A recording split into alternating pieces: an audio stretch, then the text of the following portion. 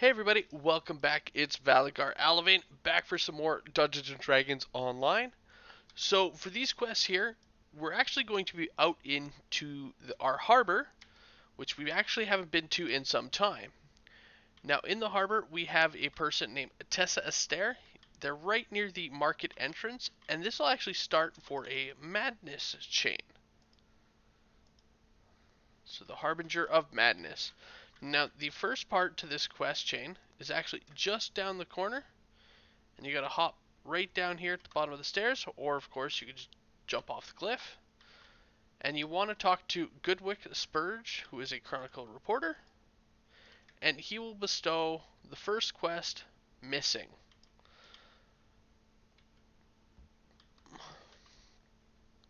Alright, and here we go. Now, this quest chain is unique in the sense it actually introduces some new enemies that we actually haven't seen yet. To this point, obviously this is an older chain, so if you've, run this chain before, obviously you've seen these enemies. But they're kind of unholy abominations. So the first thing you want to do when you enter is talk to Goodwick. Here he will give you some optionals, one of which is to talk to these two right here. So you want to do that. From here we're going to cross the bridge, and we'll see these madmen. Now, one of the optionals were to actually talk to these madmen and apply the Mark of Madness. So it's simple, just talk to them and it applies the mark. Now, the location of these madmen does change every time you run it. They have specific spots that they are more likely to be in, but they do change up. So what you're going to want to do is you're going to want to head down the stairs here, pull the lever. Now you can walk into the back and grab a collectible. But other than that, you need to head back up the stairs. And once we do, we should see some dogs right here.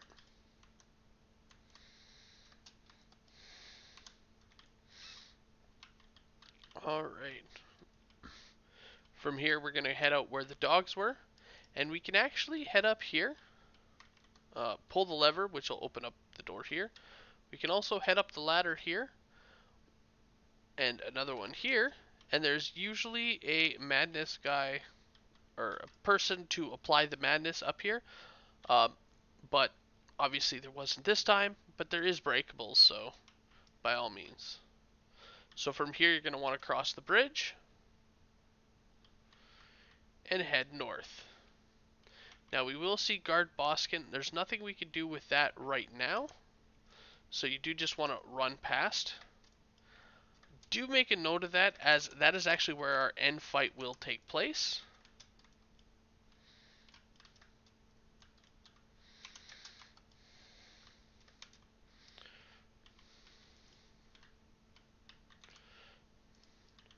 Alright, so from here we're going to run to this far side.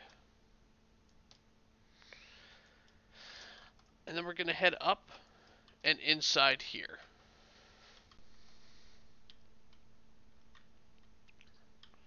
Now on the right side we will have a lever, which will open up our wall.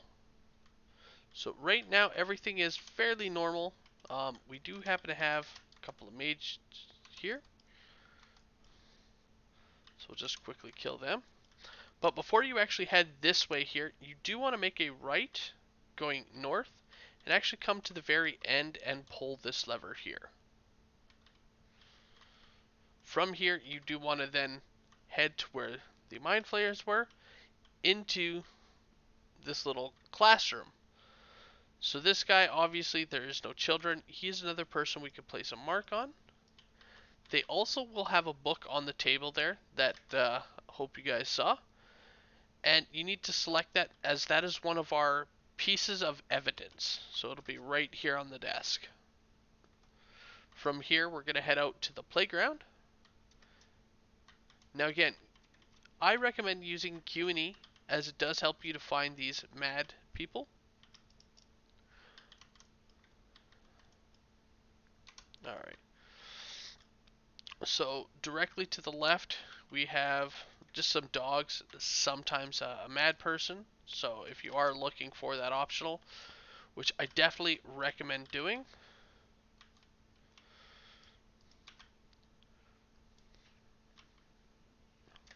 Kind of checking the nook and crannies for them. And then you're going to want to head up here. Now, if you do have a party, I recommend having your party all head up top. Apply the mark. And kind of get ready over here, as we're going to be heading through this waterfall right here. Unfortunately, at this moment, all you can do is actually just grab the ledge, because the waterfall is preventing you from actually proceeding forward. Now, in order to get that water to stop, you do need to head inside here. At the bottom, there is a lever. Now, as soon as you pull that lever, it is also going to spawn a bunch of enemies. So here we go.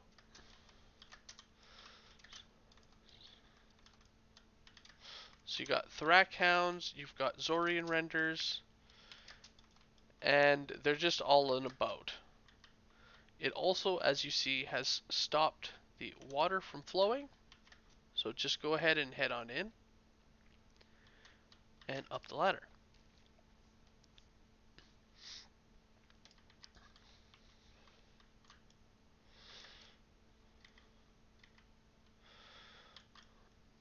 Alright, so you're going to head over to the section here with the pipes. Now, we do have some bats, nothing special, but we'll also have a lever right here. Pulling that lever will open up this door, allowing you to proceed north.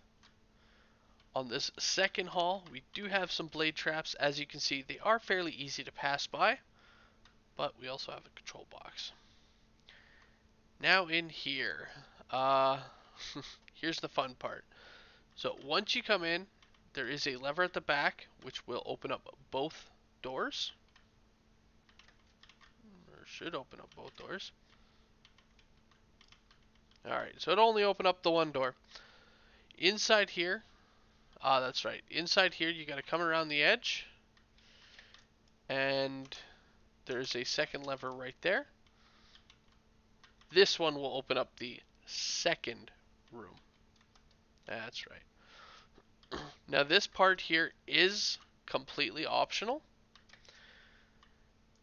And it does have a few enemies. Now the enemies will spawn in once you open the chest. The chest can also have some named items, so it is kind of dealer's choice whether or not you want to actually risk it for the guys. I always do, just I like the extra kills. And actually Shira here had looted that item. So once you kill the couple of guys in the room, you'll notice we do have a mage just out there.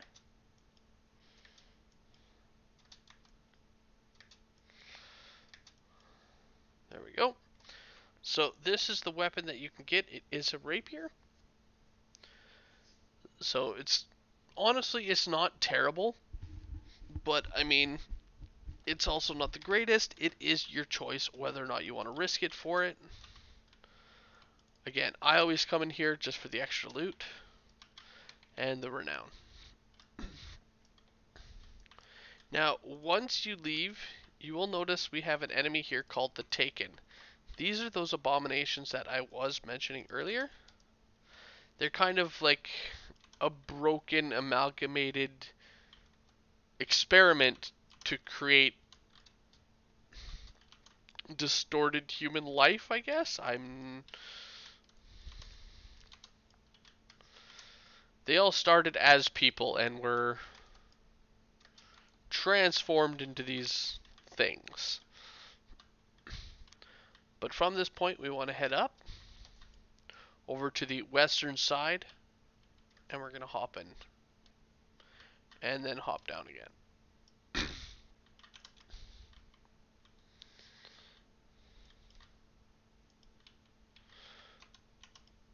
Alright.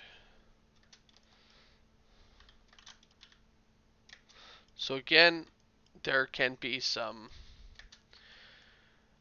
little mad villagers here. Madman, mad women. Just go ahead and talk to them. And of course, grab your breakables.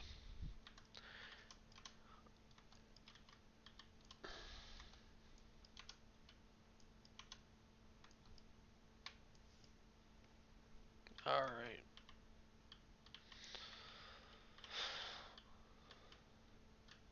And then up top. So you're going to proceed to here. Now at the bottom, you will see we have some Thrack Hounds. We're also going to have a Beholder. So typically what I recommend is getting the aggro of the guys that you can up top, dealing with them first,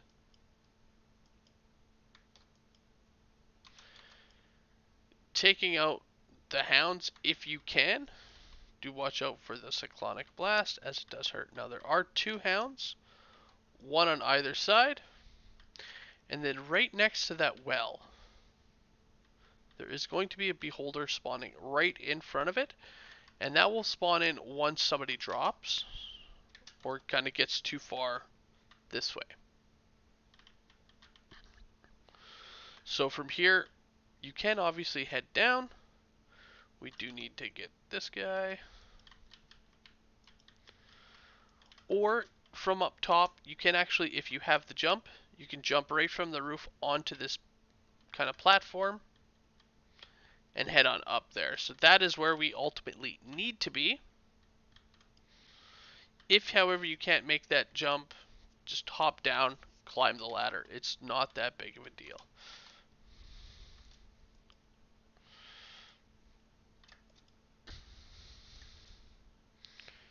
Oop. Ladder bug.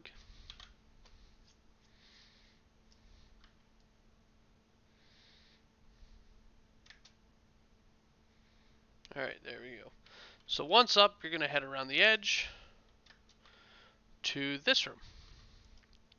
Now on the right hand side, we actually have nothing. So sometimes you can have mad people hiding behind here. Clearly we did not. Hopping down into our next room. There we go. So here, once they're dead, we can proceed to the doors. We got a shrine on the west side, or heading right. Or if you don't need, continue heading off to the east. Here we will have another item, which is the diary. So that is the second of our pieces of evidence that you need to pick up. From here we need to head back up, make our way around the edge, and head over here. Now here's where things get to be a little bit difficult. Now we do have this guy here, the kind of pale blue Thrack Hound. That is Pale Fire. He has a unique ability. Basically, he casts Cold Shield on himself. So when you hit him, you do take cold damage.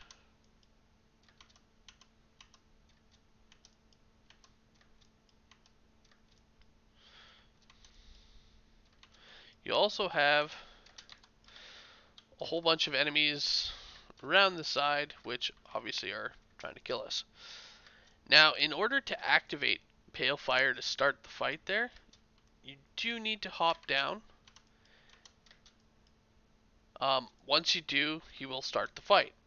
As you're fighting him, he will occasionally toss up that blue shield. If you are a melee, stop fighting him when he does that, as it will almost kill you. So there it is. It does just large amounts of damage.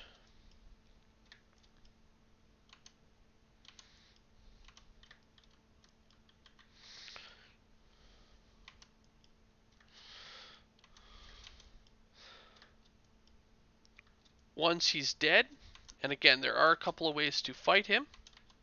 You can choose to have one person hop down and fight him up top. Or if you are doing it solo and you are ranged, you can hop down here, get the aggro, and you can actually jump right back up here and fight him from up top, allowing you to stay out of the melee range. And then again, we do get a chest for him. So again, you can investigate the area. I would like to head off to the side here, get the kills. But we do have another bit we have to do here. Let's see, here we are. And that is actually to head over.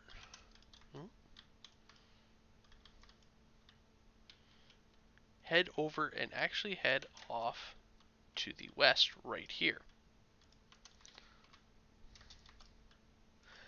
Inside here is actually going to have our last piece of information that we need to collect.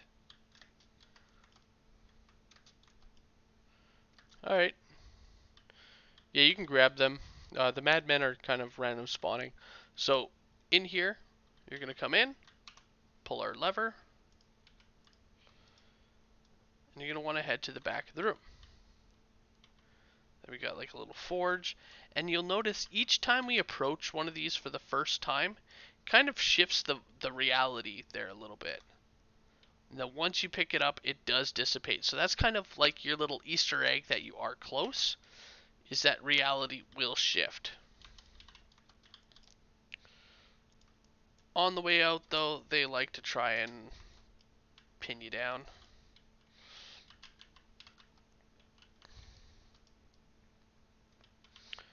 You'll also want to, as you see up here, we got a madman.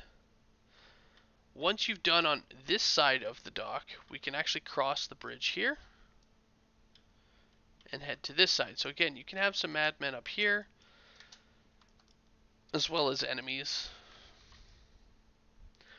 Once you have received, you've found all the madmen and all the information there, if you have access to the Dimension Door spell, by all means go ahead and use that spell. It will save you a bit of time. However, if you do not have access to that spell, what you need to do is proceed to the southeastern corner of this section. There is a lever, and we're actually able to hop right here into the water and head on through these doors. So here you can swim up. You'll notice there is a trap. Now there is a trap box, which is right before it here. Alright. Go ahead and swim on through. Kind of has a small little spot here. And just keep swimming.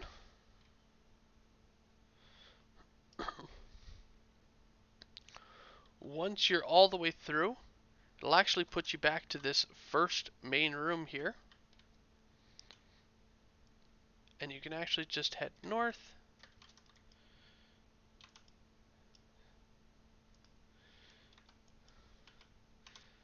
Now, as you can see, we do have a large group of enemies, so be prepared for a fight.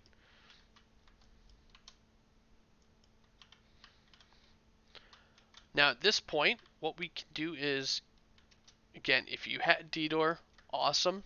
If not, just run all the way back. You actually want to return to the very start of the quest.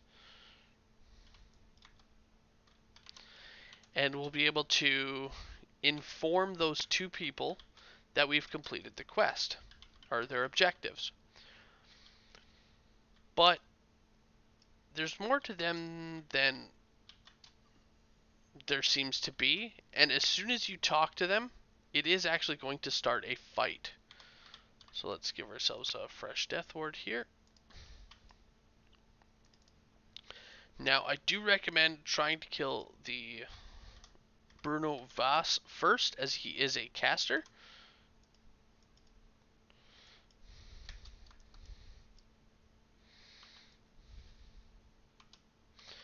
And as you can see as well, they aren't actually even orange named enemies, so they are super easy to kill in comparison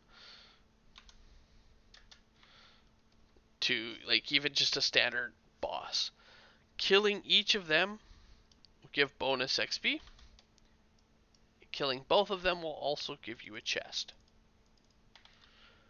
From here, we're almost done, and that's actually to head to the end of the quest, which was that guy guarding our door just a little bit ago. So right here, guard Boskin. You would talk to him, you'd show him the evidence, and he opens up our door.